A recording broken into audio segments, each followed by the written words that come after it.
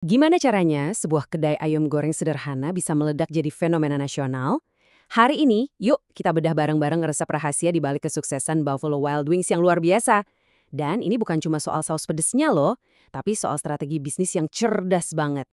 Biar kebayang ya, di tahun 2015, nilai perusahaan ini mencapai 1,5 miliar dolar. Iya, miliar.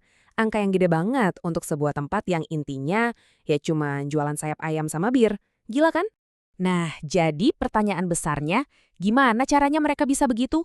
Apa sih yang mengubah kedai sayap ayam biasa jadi raksasa di industri restoran?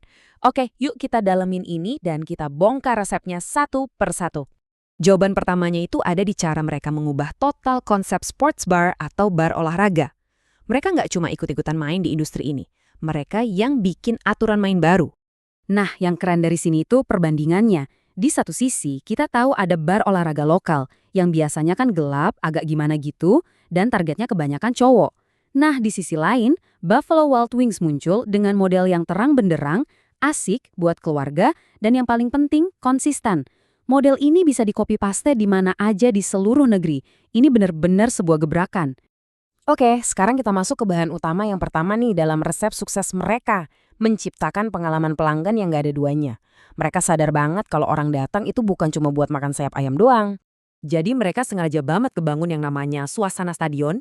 Coba dibayangin, dimanapun kamu duduk, kamu dikelilingin layar HD gede-gede, sound systemnya bikin berasa kayak lagi di tribun beneran, dan tata letaknya tuh emang dibikin biar kita bisa seru-seruan bareng orang yang nggak kita kenal.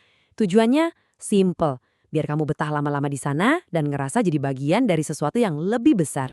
Nah, kutipan ini nunjukin banget kalau semua itu disengaja. Ini bukan kebetulan. Dari awal, visi mereka itu udah jelas. Jadi tempat kumpul nomor satu buat para fans olahraga, bukan sekedar restoran biasa.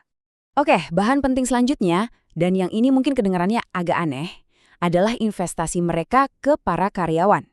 Mereka paham banget, pengalaman yang luar biasa itu mustahil ada tanpa orang-orang yang luar biasa juga buat ngelayaninnya. Mereka ini menerapkan yang namanya pengeluaran tenaga kerja strategis. Jadi intinya gini, ini tuh bukan cuma dilihat sebagai biaya, sama sekali bukan. Mereka ngelihatnya sebagai investasi.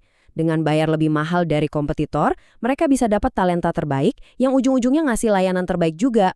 Dan logikanya tuh nyambung banget. Bayar karyawan lebih tinggi, hasilnya layanannya jadi lebih bagus. Dan karyawan jadi lebih betah.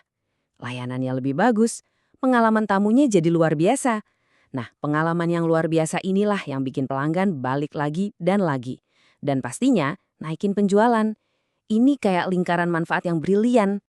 Terus gimana caranya dua pilar ini, pengalaman super dan investasi ke tim, bisa diubah jadi duit, jadi kesuksesan finansial yang segede itu? Yuk kita lihat gimana semua ini nyatu dan jadi pendorong pertumbuhan mereka. Lihat deh grafiknya. Ini nunjukin dengan jelas banget gimana pertumbuhan mereka di masa-masa jayanya. Pendapatannya itu nggak cuma naik, tapi meroket. Tiap tahun tuh kayak ngebangun momentum dari tahun sebelumnya. Ini bukti kalau strategi mereka emang bener-bener jitu. Jadi, pas lagi di puncak-puncaknya di tahun 2015, ada 3 mesin utama yang ngegas kesuksesan mereka. Pertama, jelas, ekspansi gila-gilaan ke seluruh negeri. Kedua, mereka juga nggak berhenti berinovasi di menu mereka. Tapi yang paling penting, dan ini nih hasil dari semua yang kita bahas tadi, mereka berhasil ngebangun basis pelanggan yang loyal banget, yang balik lagi karena pengalaman unik yang mereka kasih.